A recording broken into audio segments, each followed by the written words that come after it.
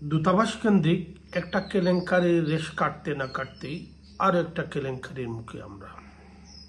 আগেরটা ছিল সৌদি দূতাবাসের একজন পুরুষ কর্মকর্তার সাথে বাংলাদেশের একজন নারীর সম্পর্ক বিষয়ক।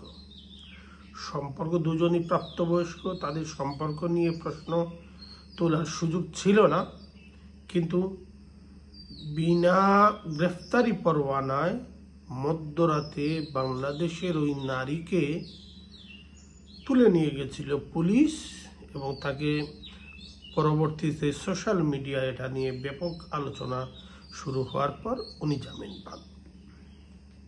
এই ঘটনায় সরকার বিব্রত হয়েছিল। এবারের যে ঘটনা সেটা হচ্ছে পাকিস্তানের হাই কমিশনার সৈয়দ আহমদ মারুফ নামে গত বছর 2 ধরে বাংলাদেশে বিভিন্ন দেশের রাষ্ট্রদূতদের মধ্যে অন্যতম ব্যস্ততম ব্যক্তি। গত নির্বাচন দায়িত্ব ছাড়ার আগ মুহূর্ত পর্যন্ত পিটার হাস ছিলেন বাংলাদেশের একজন অন্যতম ব্যস্ততম রাষ্ট্রদূত। এরপরে অথবা এর চেয়ে বেশি ব্যস্ততম রাষ্ট্রদূত হচ্ছেন পাকিস্তানের এই রাষ্ট্রদূত সৈয়দ আহমদ মারুফ। তাকে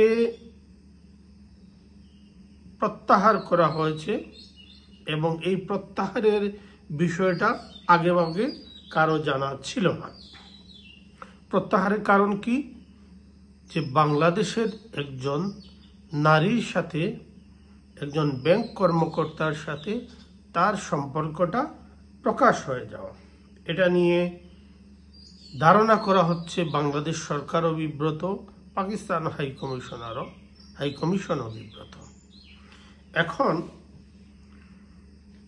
বাংলাদেশের ওই ব্যাংক কর্মকর্তা তিনি বাংলাদেশের কেন্দ্রীয় ব্যাংক বাংলাদেশ ব্যাংকের বৈদেশিক ও নীতি বিভাগের সহকারী পরিচালক।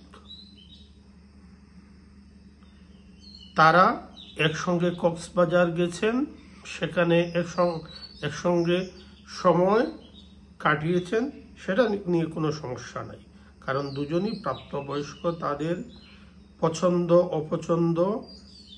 পছন্দের অধিকার আছে, সেটা নিয়ে আমরা প্রশ্ন করব না, করা উচিত নয়। কিন্তু কথা হলো, যে প্রক্রিয়ায় তড়িঘড়ি করে পাকিস্তানের রাষ্ট্রদূত ঢাকা ত্যাগ করেছেন, সেখানে কি বাংলাদেশের ওই নারীর সাথে কি কোনোভাবে প্রতারণা করা হচ্ছে না? এই প্রশ্নটা আমরা তুলতে পারি। এখানে যদিও বাংলাদেশ ব্যাংকের ওই নারী কর্মকর্তা এখনো কোনো অভিযোগ করেননি, কিন্তু তারপরেও এটা নিয়ে আমাদের প্রশ্ন থাকবে, কারণ এখানে যদি সম্পর্ক থেকে থাকে, এখানে প্রশ্ন, যদি তাদের মধ্যে সম্পর্ক থেকে থাকে, এখানে কি ঢাকা ত্যাগের মাধ্যমে উনি কি বাংলাদেশের ওই নারীর সাথে কি প্রতারণা করলেন? এই প্রশ্নটা করছি কারণ কিছুদিন আগে সৌদি দূতাবাসের ওই কর্মকর্তার সাথে বাংলাদেশের ওই নারীর যে ঘটনা ঘটেছে এবং সরকারের যে প্রতিক্রিয়া আমরা দেখেছি, সেখানে আমরা লক্ষ্য করেছি বাংলাদেশের ওই নারী সুবিচার পাননি, উপরন্তু ওনাকে আইনিভাবে হয়রানির শিকার হতে হয়েছে। এখন মিডিয়ায় তার খবর নাই বলে এটা নিয়ে কেউ আলোচনা করছে না, কিন্তু আমাদের তো জানা উচিত, আমাদের জানার তো নিশ্চয়ই সেই অধিকার আছে। সে মামলা কি এখনো আছে? থাকলে কেন থাকবে?